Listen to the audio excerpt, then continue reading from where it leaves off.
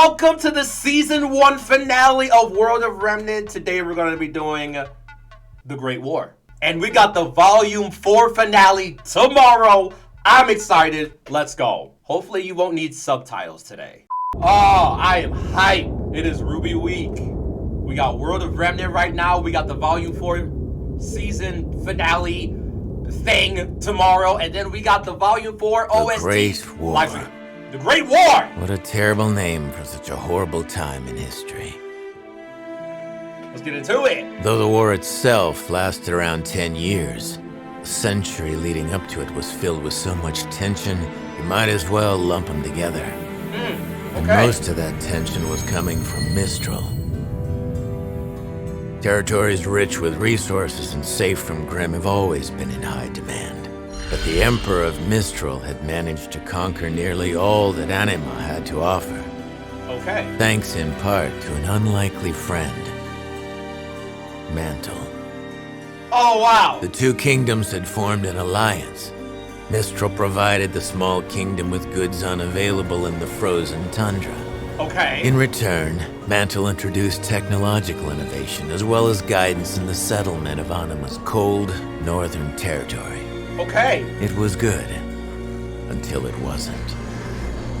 An incident in Mantle led to a strange and unexpected decree. The abolishment of the arts and repression of self-expression. Why? The people of Mantle had come to believe that they would be much safer from the Grimm if they could simply keep the emotions of the masses in check. Oh, boy. Given Mistral's strong, artistic culture, many assumed this would be the end of their alliance. But they were wrong. Mistral complied, selectively, enforcing Mantle's wishes only in the outer territories, allowing the centralized powers to continue to live as they pleased. What? If you haven't caught on yet, Mistral's full of jerks. The people of Vale had a problem with this. Well, they had a problem with a lot of things Mistral and Mantle had been up to. Treatment of their citizens, use of slave labor, and their constant insistence that their way of life was what was best for everyone. Eventually, Mistral made the jump across the sea to the eastern coast of Sanas. The small islands and peninsulas in the area were perfect to establish a settlement. They were so perfect, in fact, that Vale had just begun settling the area themselves. I think we can all guess what happened next. The King of Vale did everything he could to avoid armed conflict. Despite cries from his people, he insisted on sharing the land with the settlers from Mistral. But to this day, no one knows who shot first. But what began as a riot between the two bands of settlers had suddenly become the first battle of the Great War. Mantle quickly came to Mistral's side. Battles were fought on both Sanas and Anima soil. Villages were lost to both combat and Grimm. And it wasn't long before Vacuo decided to join the party. Up to this point, Vacuo had done its best to stay out of the fight. Mantle and Mistral, having both already established a small presence in Vacuo territory years before, promised to leave them provided they didn't interfere. Soon, those talks evolved. It went from don't side with them to side with us and you'll be safe. Vacuo did not much care for that, and they came to the conclusion that if Vale were to fall, there'd be no one left to stop Mistral and Mantle from conquering them next. So they did what they considered to be the logical thing. They drove Mantle and Mistral out of Vacuo and told Vale they had their backs. I love their style. So the war raged on. Grimm attacks increased worldwide. On the battlefield, this meant a temporary ceasefire in order to deal with the hordes of monsters before returning to the fight at hand. My God! Those left miserable back at home, however, were often helpless with their best warriors away fighting the good fight. Oh my God! A lot of settlements were lost during these years, and most were never reclaimed. Rations on food and dust were put into effect. Development of technology accelerated. Humans and faunas who fought alongside one another became closer. And every day, mankind grew more and more efficient at destroying itself. But it all ended in the 𝘂𝙬𝙀 campaign. Mistral and Mantle knew that if they could take the dust mines of 𝘂𝙬𝙀, they would effectively cut off the supply of dust to their enemy. It was to be a final devastating blow to Vale and 𝘂𝙬𝙀. But they were only half right. The King of Vale personally led his army into battle alongside the soldiers of 𝘂𝙬𝙀. okay. And decimated the enemy forces. Loyalty. Crown atop his head and armed only with a sword and his scepter, he laid waste to countless men.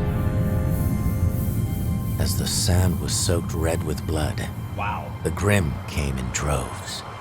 It was the single deadliest battle of the war, and legends of the greatness and terror of the warrior king were born that day.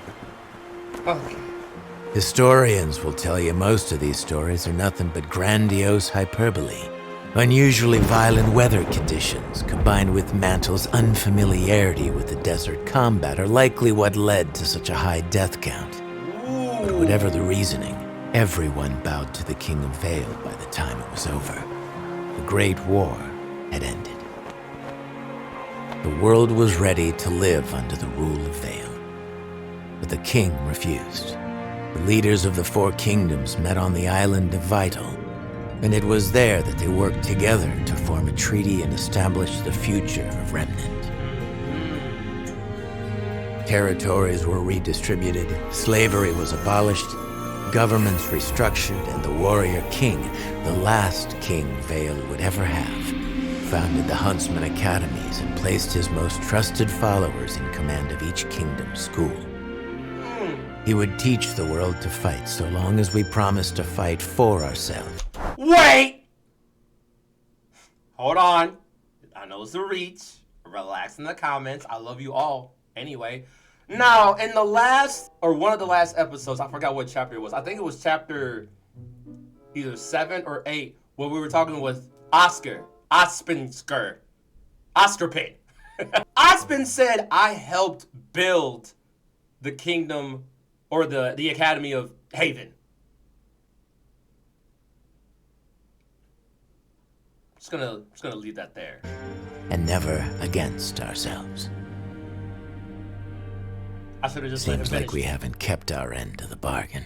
Oh boy, wait, go back to that for a second. He would teach the world to fight so long as we promised to fight for ourselves and never against ourselves. Okay. Seems like we haven't kept our end of the bargain.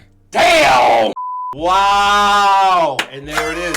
Complete. The season 1 finale of World of Remnant, The Great War. That was one of my burning topics of discussion as far as like whose side was on who, you know, like what battle lines were drawn. And I can't hear myself. I'm gonna take this off. Look at Ruby's face right here.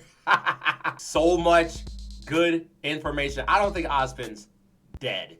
Thank you so much for viewing this video. I will see you guys tomorrow for the Volume 4 finale. Man, these finales, they something. And I usually title it, I'm gonna get out of my chair, or look at the thumbnail, I'm out of my chair. Is it gonna happen? I'll see you tomorrow, and I'll see you Saturday for the Volume 4 OST music live stream. That's gonna be fun, and you get to see me in real time. No matter how much I heard before, keep that PMA. Check out glitchgrape.com for more. And I'll see you tomorrow. Look at her face, bro.